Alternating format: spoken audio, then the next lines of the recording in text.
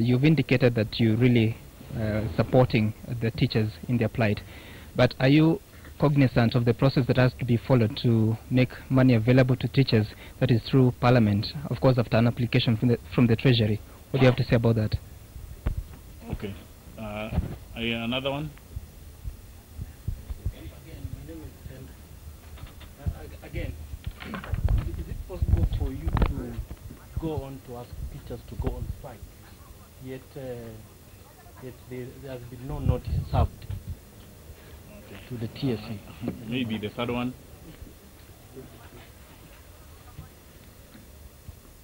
Okay, we are going to respond to the two.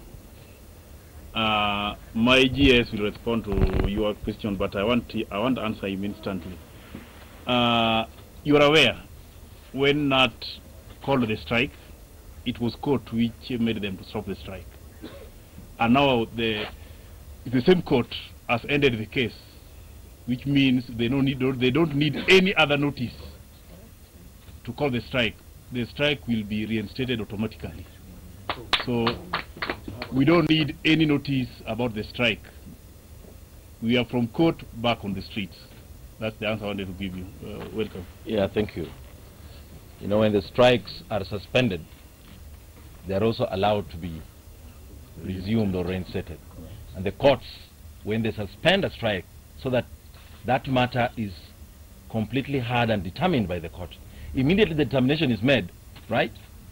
Then the party that was on strike, that had its strike suspended, automatically resumes.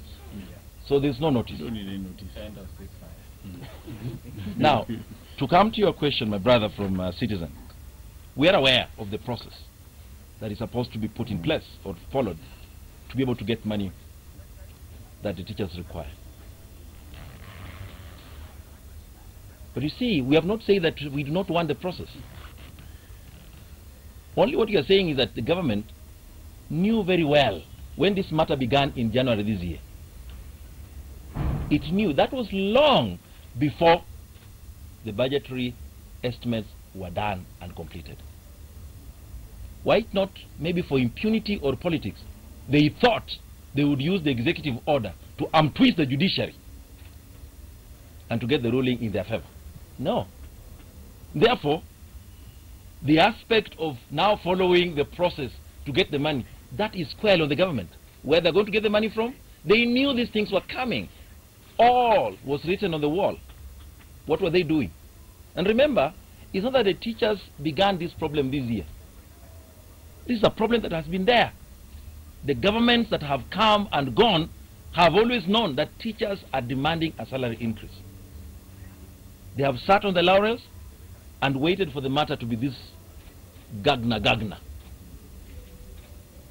So it is squarely in their court as a government to do all that it appertains to getting money and get the money. Remember, even our own MPs, when they want a salary increase, a record 10-15 minutes. Yeah. The money is availed. Two, also remember that there is no government that runs a country without contingencies. What is the consolidated fund for? When they were bailing out Kenya Airways, where did they get the money from? Did they need the budget? Mumias. Did they have to sit and now say a supplementary budget? And all these that we are trying to cite out are corruption, that the government is able to bail out corruption. But genuine workers who are sweating to work for this country are denied the little that the courts have given them. Surely, is that fair? It will never be, if it is not. Okay, maybe to add, our budgetary committee in Parliament are ready. They are more than willing. They are waiting for Treasury. So it's the Treasury delaying the process. The MPs are ready. That's a part of the process. They're ready and they're waiting. So it's up to the government to speed up. Okay. My name is Michelle Ngele from KTN.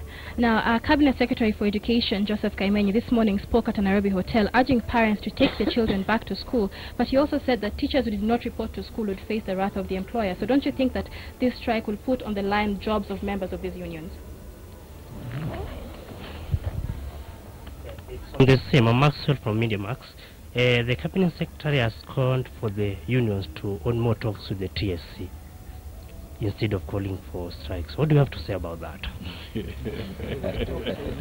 Maybe if you can get the third one, we are almost ending.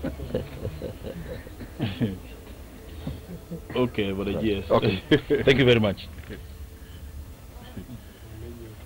Let me address the matter that is being attributed to the Cabinet Secretary Education, telling parents to take their children to schools and perhaps misadvised that any teacher who is not going to go to school to do his or her duty, disciplinary action will be taken. That is a road we have been on it. How many times have teachers of this country carried out an industrial action, and county directors being ordered to carry out roll calls of teachers and sackings? I remember one time Professor Anyang' Nyong'o, when he was the Minister for Health Services,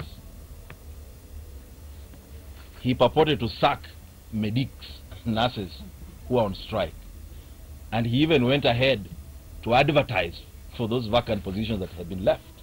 How far did he go as a government? What we're talking about here are constitutional rights that are being violated. The Kenyan teacher has walked the entire due process completely. The law is behind the Kenyan teacher. The law is behind the Kenyan teacher. Anybody who is going to do contrary to that, actually, he's the one to be sacked. We should prepare to go. And in this, we are actually calling upon the Supremo at the TSC. She's called who? Nancy. She ought to resign. She should resign. She should resign. This is something that she has goofed. Her commission has goofed. She must accept liability and actually pave way. There are Kenyans who can do that job better, to advise the government correctly and not get the government in this kind of quagmire it finds. In fact, for me, I would hate to be a government this time. They're in a corner, and we want to fix them in that corner properly. The other one you asked about talks.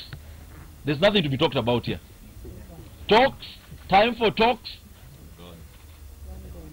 long gone. Even the courts advised, no, you guys hold on to your horses, come, let us talk. And we went, teachers went, and they talked. Employers went, the government went, and they talked. Then finally, the court had all the information. It made a ruling. Which other talks do you want again? For what? The only thing is for the Kenyan teacher to go and talk to the wall. ATM, get the money from there. That's the only language that the Kenyan teacher now can talk about. Otherwise, there are no more talks. Okay. You'll allow me to thank you sincerely for coming and covering this press conference. As we are leaving, I would request that you remain indoors for our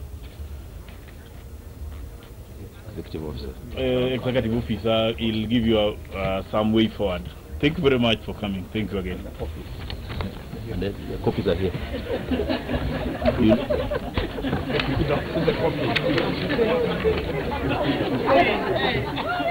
Now, that was a press conference by the trade unions of Kenya taking place here at the NAT headquarters on the looming teachers' strike in the country. Now, if you remember, the two teachers' unions had given the government a deadline of midnight 31st August to pay the 50 to 60% salary increment issued by the Supreme Court. Now, the deadline has passed, and after the deadline, the two unions threatened that their members would go on a nationwide strike. And true to their word, as of this morning, teachers have paralyzed all learning in public institutions across the country. Now, the trade unions of Kenya now says that it is behind these two teachers' unions, telling them to continue with the strike until the government pays their dues. And now the government says that it does not have the money, the 17 billion shillings needed to implement this pay increase, saying that the teachers need to be patient because the salary implementation will require a fresh review of the budget because it was not included in the yearly budget, which has already been passed. But the trade unions of Kenya, the TUC, now says that this is, it's not applicable. They want the money. They've been asking for this for about 18 years now, and so they say that the strike will continue until the government pays this money. They have no mercy for the children who are in school right now with no teachers, as well as the candidates. Remember, this is the third term. It is a very crucial term because we have candidates, Class 8 students and Form 4 students who are supposed to sit for their final examinations. But the trade unions of Kenya now says that these children just need to revise on their own until the teachers go back to school. Back to you in studio. Thank you very much, Michelle Ngele. She is, of course, giving us an update of what has just been taking place.